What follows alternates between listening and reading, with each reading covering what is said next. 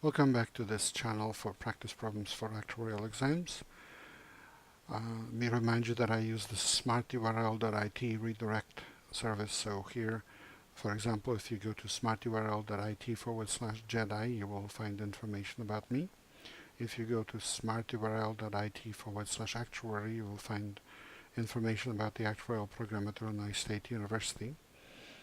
And if you go to smarturl.it/past actuarial exams, you will find this YouTube channel, while smarturl.it/btdd-online is my online seminars for these 4 actuarial exams, so 4 seminars really.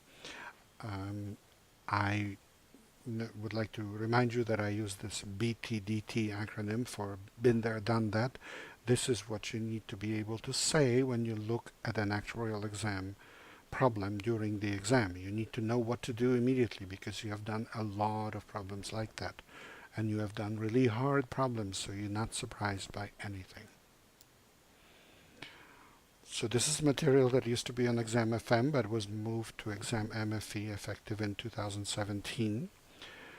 And we have the following story. The dividend yield on a stock, delta, and the interest rate used to discount the stock's cash flows, R, are both continuously compounded. That's a standard assumption on Exam MFE. There are 4 alternative methods to buy a stock. Outright purchase, fully leveraged purchase, which means you borrow all the money to buy it.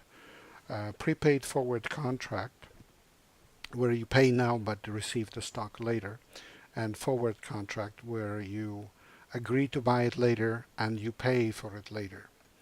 The dividend yield is less than the interest rate, but both are positive. Which of the following is the correct ranking from smallest to largest for the amount of payment needed to acquire the stock?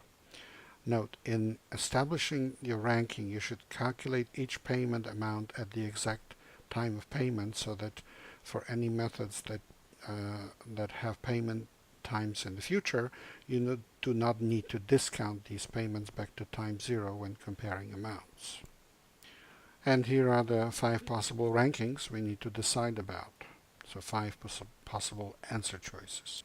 So let's look at this. Let S sub 0 be the price of the stock at time 0. The standard notation. Again, the following payments are required.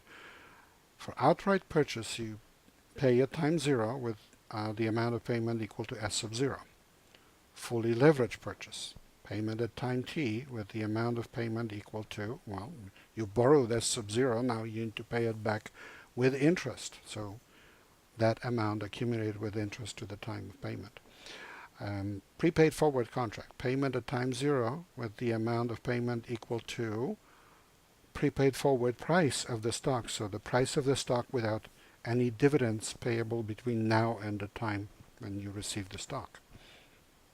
And forward contract, payment at time t with the amount of payment equal to S sub 0 times e to the r minus delta t. So it's the prepaid forward price accumulated at the risk-free rate. That's really this prepaid forward price from the previous answer, but now accumulated at the risk-free interest rate to time t.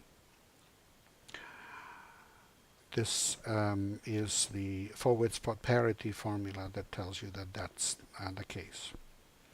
Because we know that r is greater than delta greater than 0, we conclude that S sub 0 e to the minus delta t is less than S sub 0, less than S sub 0 times e to the r minus delta times t, and less than S sub 0 times e to the rt. So it's answer A. Please remember this is copyrighted material, and problems from all actuarial exams and study notes of the Society of Actuaries belong to the Society of Actuaries, used with permission. Good luck in your studies and good luck on the exam.